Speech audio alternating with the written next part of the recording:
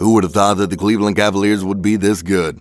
Before the season started, nobody could have predicted that a roster filled with talented but inexperienced young players would be one of the top teams in the East. And yet, halfway through the season, the Cavs are shocking the league by showing everyone that despite their youth, they're just as capable as the other deep playoff teams. A lot of people expected that they'd eventually become a great team someday, but what's surprising is how they managed to do it now.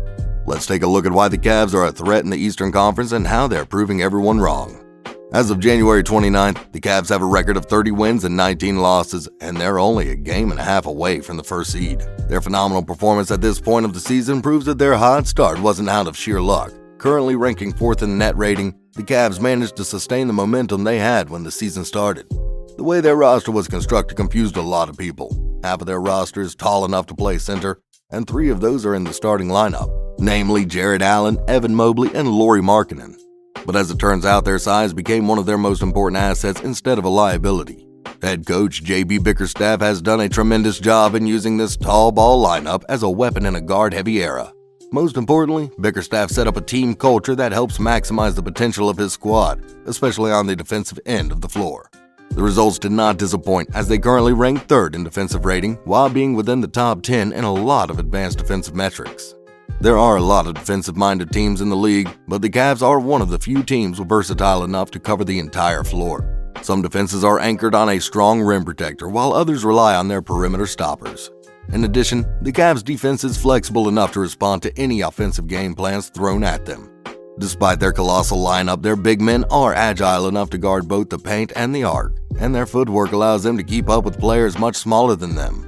Take a look at how the 3 big men are evenly spread throughout the floor. Allen is defending the paint, Mobley is out there guarding the perimeter, while Markkanen stands by in case they need to switch. Most teams wouldn't let their centers defend a shooter at the three-point line, as they usually fall victim to their quickness. However, with the kind of personnel they have, the Cavs don't have to worry about this. When you have a 7-footer who can move like a guard, you have an unfair advantage over your opponent, and Cleveland is making the most out of it. Let's examine how Mobley successfully shut down this pick and roll.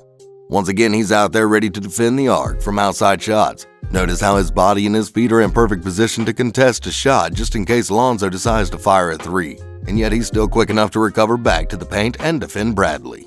The majority of big men would be slow to change directions and would be too late to contest the layup, but not Mobley. However, quickness is not the only factor allowing them to have a suffocating defense. The way they position themselves on the floor actually plays a key role in how they disrupt the opponent's offense. Let's take a look at this key play they had against the Mavs earlier this season. Brunson first dribbles the ball down and passes to Luka for a potential isolation play. Notice what the Cavs end up doing here. They end up in a beautiful defensive formation where Luka is forced into a tough spot since they managed to eliminate every possible option available to him unless his teammates decide to intervene. With Jarrett's enormous wingspan, dishing the ball to Kristaps would be too risky. And even if the pass was successful, Allen is still close enough to contest the 3. Let's not forget, there's also a wall separating Luka from the rest of the shooters on the other side.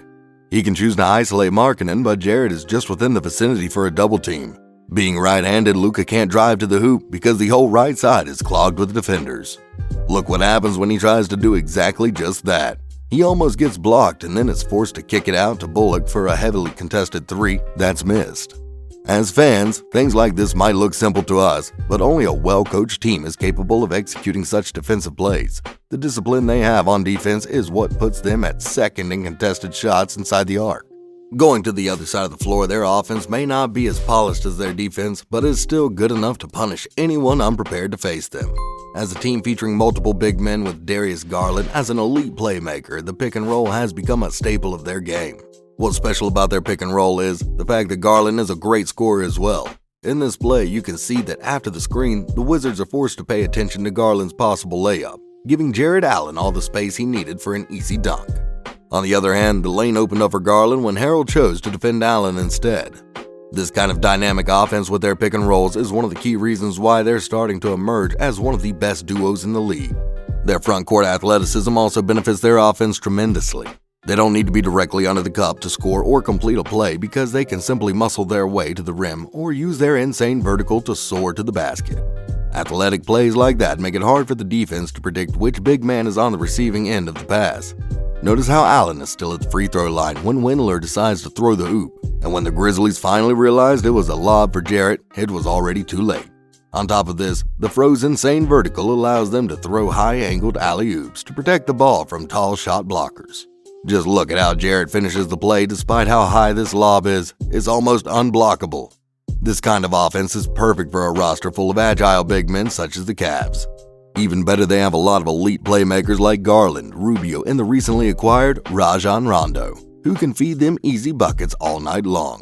Cleveland's back of pure shooters can sometimes be an issue, but they found ways to generate space despite being saturated by bigs. Markkanen and Love are both excellent stretch bigs, and Mobley is showing a lot of potential from the three-point line. Aside from big men who can shoot the three, the Cavs are also creating space by moving the ball extremely well, which currently places them 8th in assists per game. This helps them generate a lot of activities on offense, and it keeps them from being stagnant. Most of their bigs are also capable of dishing the ball to an open man. Even if they're not elite passers, they're still good enough to punish defensive lapses. Check out this well-timed assist by Mobley for an open three for Garland. And then this beautiful bounce pass by Allen to the cutting Mobley. The Cavaliers have established a culture where players are in a position to maximize their potential and everyone has a role to play on the court. It's a team effort, but the future of their franchise is rooted in the development of their big three in Darius Garland, Jarrett Allen, and Evan Mobley. Their growth has been crucial for their current success, and it will continue to be vital for the team's future.